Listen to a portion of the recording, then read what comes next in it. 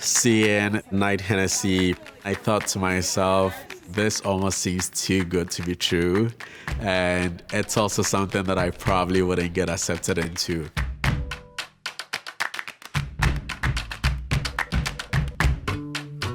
Knight-Hennessy exposes you to people from all around the world who are studying really incredible things that you don't even know you're curious about until you hear them speak about it. I have a lot of physics friends. I don't know why. I'm in political science. I feel like think, right?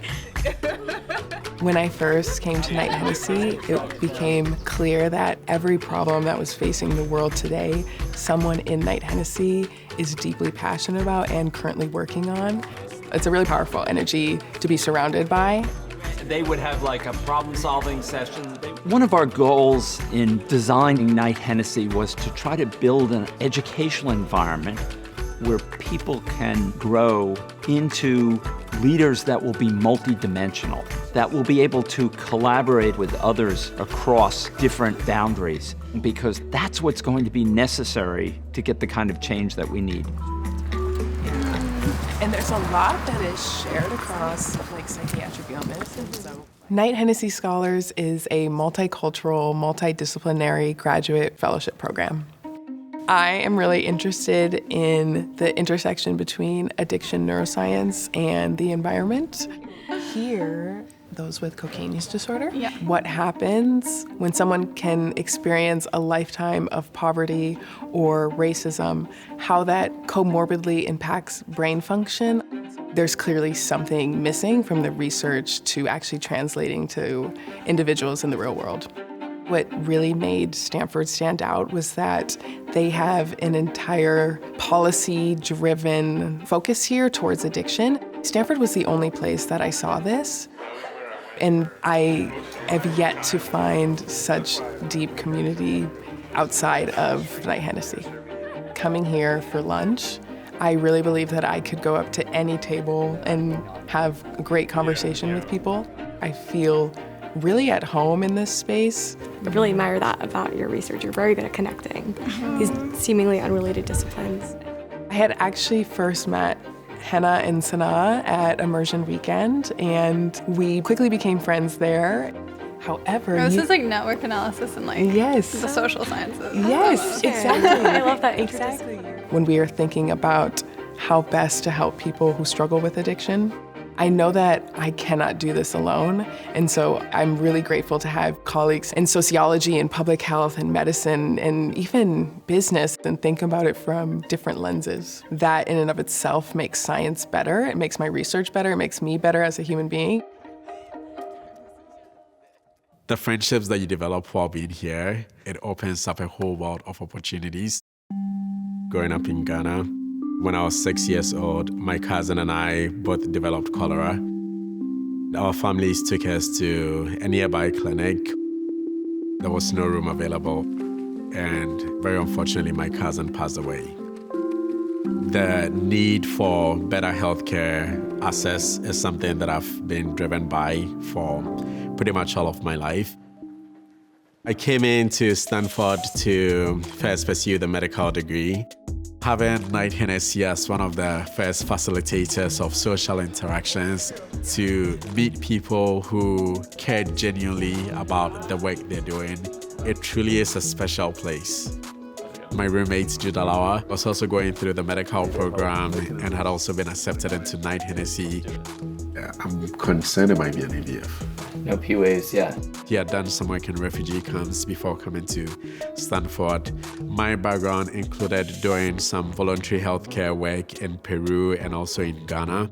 Jude became one of the inspirations for thinking through ways that we can provide healthcare to areas that were underserved. And Knight-Hennessy was the catalyst to realize that, the issues are much broader than what I had imagined. Yeah. Why the MBA for both? My goal would be to go back to Ghana or other sub-Saharan African countries, try to build more clinics, more hospitals. Adding a second degree ultimately comes from what do I hope will allow me to have the greatest impact in my line of work. Any advice for a first year? For a freshman? You go first. I've also benefited greatly from the mentorship that you get from cohorts above you. I find that both motivating and inspiring to pass down some of the good things that I've learned over the years to Johnny and other people who would come after him. Okay. And so it begins. If I won at Knight-Hennessy, I probably would be sitting at a cubicle all day in my department doing work in front of my computer. Graduate studies sometimes can be very narrow, and Knight-Hennessy is the opposite of that. My parents left Brazil because life was really difficult there, and they went to London to search for better opportunities. A lot of my experiences were shaped by how people perceived immigrants. I worked many different jobs. I was a cleaner for a very long time. I got involved with politics because my whole life was shaped by it. In order to make policy, the people who suffer the consequences of those should be involved in policy making. I'm studying deliberative democracy so that we can let people have a say in what Congress or Parliament will be passing. Knight-Hennessy is very similar to deliberative democracy in the sense that we have very respectful dialogues with one another and we have very different perspectives. I feel like I'm always learning about why someone believes something that I don't necessarily agree with. We get to hear from amazing scholars and amazing professors that come here to talk about neuroscience and AI and ethics and everything you can think of.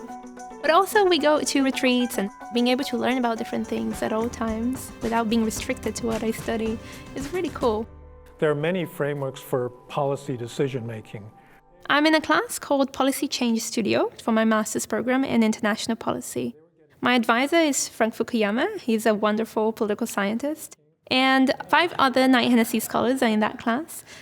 Should I start with the problem statement? We get to deal with real-world policy issues and try to solve them. All the public defender's offices of Brazil are very decentralized, and we've partnered with the Public Defender's Office of Rio de Janeiro.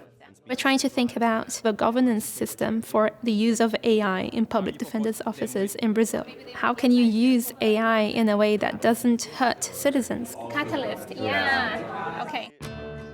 I definitely wouldn't have started this project without Knight-Hennessy. I feel more confident and I feel like I have the support of Knight-Hennessy to take on anything I want to take on. We get to sit around the table with John Hennessy and Tina Seelig all the time, so that's pretty incredible. Knight-Hennessy and Stanford are places that have allowed me to feel that my voice matters. Thank you. All the scholars who join Knight-Hennessy Scholars are really excited about making a positive impact on the world. They come here with very different backgrounds, with very different goals, but together they collectively learn the skills and gain the knowledge needed to bring their ideas to life. We are here for a purpose. My hope for the future is going back to Ghana to build more healthcare infrastructure. My goal in the future is to really influence criminal justice reform through addiction neuroscience and science policy. Without Knight-Hennessy, I don't know that I could have pushed forward in doing that at such an early stage in my career. If it weren't for Knight-Hennessy, I wouldn't be meeting people who are inspiring and who make me think always of how my work can have global impact and how I can dream big to do things that are meaningful.